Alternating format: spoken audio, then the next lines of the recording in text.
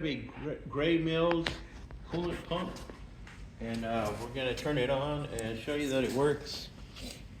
Got a little pin here, this will take off, and we got it full with water. And as soon as he shows you all the plates here, we'll turn it on.